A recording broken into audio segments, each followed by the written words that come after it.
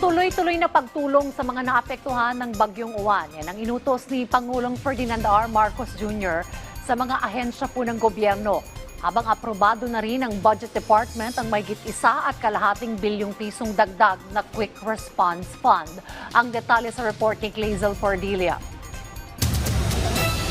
Mga kalsadang nagmistulang ilog, daan-daang bahay na nasira, mga posteng natumba at mga bangkay na na-recover matapos ang matinding pagbaha. Yan ang pinsalang iniwan ng Super Bagyong Uwan na itinuturing na isa sa pinakamalaking bagyong humagupit sa bansa. Agad na nagpatawag ng situation briefing si Pangulong Ferdinand R. Marcos Jr. at ang direktiba ng Presidente.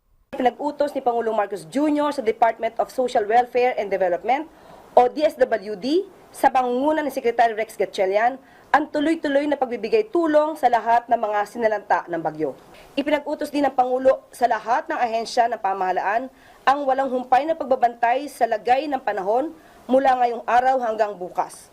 Pinasimula na rin ni Pangulong Marcos ang rehabilitasyon ng mga kalsada para agad na makapaghatid ng tulong. Inatasan niya ang Health Department na mag-deploy ng mga medical team at mamahagi ng gamot sa mga biktima ng kalamidad. Alinsunod kay Pangulong Marcos, inaprobahan ng Department of Budget and Management ang 1.684 billion pesos na karagdagang Quick Response Fund para sa Department of Agriculture, Department of Social Welfare and Development at Philippine Coast Guard. Pwede na po siyang i-release pag na-approve po. Ibig sabihin, ito po ay dumaan sa pag-aaral at kailangan i-release lalo pa sa mabilisang pagtulong sa ating mga kababayan.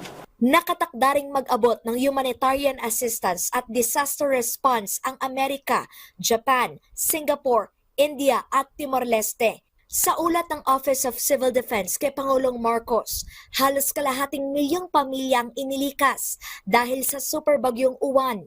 4 ang naitalang nasawi dahil sa Super Typhoon Uwan, pero 2 dito ang binabalidate pa ng ahensya.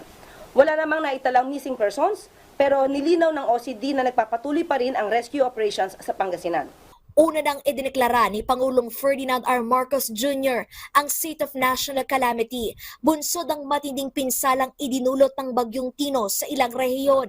Sa bisa niyan, mas bibilis ang paglalabas ng pondo ng gobyerno at aksyon ng pamahalaan at pribadong sektor sa rescue, recovery, relief at rehabilitation ng mga apektadong lugar.